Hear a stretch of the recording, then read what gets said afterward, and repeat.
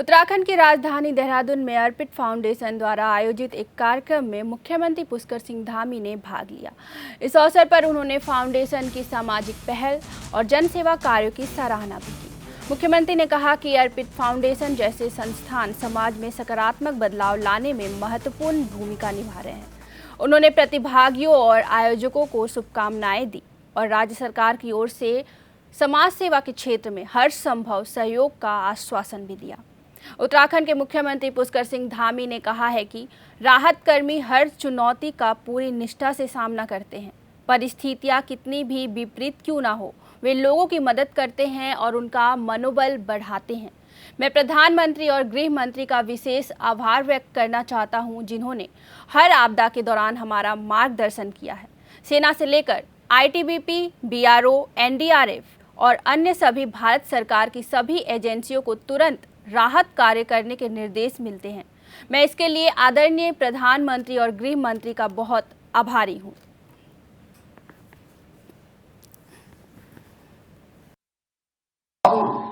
राहत कर्मी प्रत्येक चुनौती का सामना करने में पूरी तरह से सक्षम है। चाहे परिस्थितियां कितने भी हमारे प्रतिकूल क्यों न हो, हमारे राहत कर्मी वहां पर पहुंचकर उस स्थिति को भी अनुकूल बनाने का काम करते हैं, उस स्थिति में भी लोगों को सहायता करने का काम करते हैं, उनके मनोबल को बढ़ाने का काम करते हैं। मैंने हमेशा अपने अधिकारियों को, राहत कर्मियों को हमेशा कहा है कि आपदा के समय किसी भी परिवार को अकेला नहीं छोड़ा जाना चाहिए। आज के अवसर पर मैं आदरणीय प्रधानमंत्री जी का और आदरणीय गृह मंत्री जी का विशेष आभार व्यक्त करना चाहता हूं, जिन्होंने प्रत्येक आपदा के समय में हमारा मार्गदर्शन किया है। कोई भी आपदा होती है तो तत्काल उसकी जानकारी करते हैं। तत्काल भारत सरकार की जितनी एजेंसियां हैं, सेना से लेकर ITBP से लेकर BRO, NDRF और तमाम जो, उन सभी को वहां से निर्देश जाता है कि तत्काल राहत के कार्यों को आगे बढ़ाया जाए, मोर्चा संभाला जाए। मैं इसके लिए आदरणीय प्रधानमंत्री जी का, गृह मंत्री जी का बहुत धन्यवाद करता हूं। इतना ही नहीं, जो पिछले दिनों आपदा आई थी, चाहे वो थराली की आपदा हो, थराली की आपदा हो, चाहे वो सैंती की आपदा हो, पौसारी की आपदा हो, छेनागाड़ की आपदा हो, सभी जगह प्रधानमंत्री जी ने स्वयं पिछले दिनों देहरादून आकर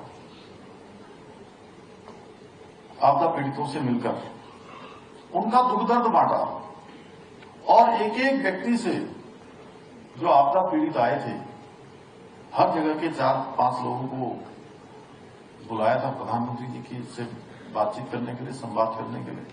और प्रधानमंत्री जी ने एक एक व्यक्ति से बात करी और उसका संचालन किसी और ने नहीं किया। उन्होंने स्वयं सबको कहा कि एक तरफ से सबसे उन्होंने बात करी, उनकी परेशानियों के बारे में पूछा, उनके आगे के बारे में पूछा और हर संभव उन्होंने मदद का आश्वासन भी दिया, भरोसा भी दिया। और हमारे यहाँ समीक्षा बैठक भी करी और त्वरित रूप से हमको 1200 करोड़ रुपए की विशेष राहत राशि की भी घोषणा की थी, जिससे पुनर्वास और पुनर्निर्माण कार्यों में हमें बहुत बड़ी सहायता मिली है। मैं उत्तराखंड की जनता की तरफ से उनका जितना आभार करूं उतना कम है। भाइयों बहनों, आपदा केवल हमारी इमारतें या सड़कें ही नहीं तोड़ती, बल्कि आपदा लोगों के आत्मविश्वास और उनके भविष्य को भी चोट पहुंचाती है।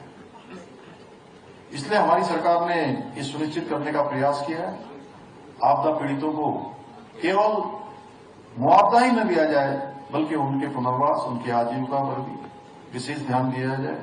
इसके लिए जहां एक और हम आपदा प्रभावित परिवारों के बच्चों की शिक्षा की जिम्मेदारी उठाने के लिए विशेष प्रयास कर रहे हैं, वहीं स्वरोजगार योजनाओं के तहत उन्हें नया जीवन प्रारंभ करने के लिए भी प्रेरित कर रहे हैं।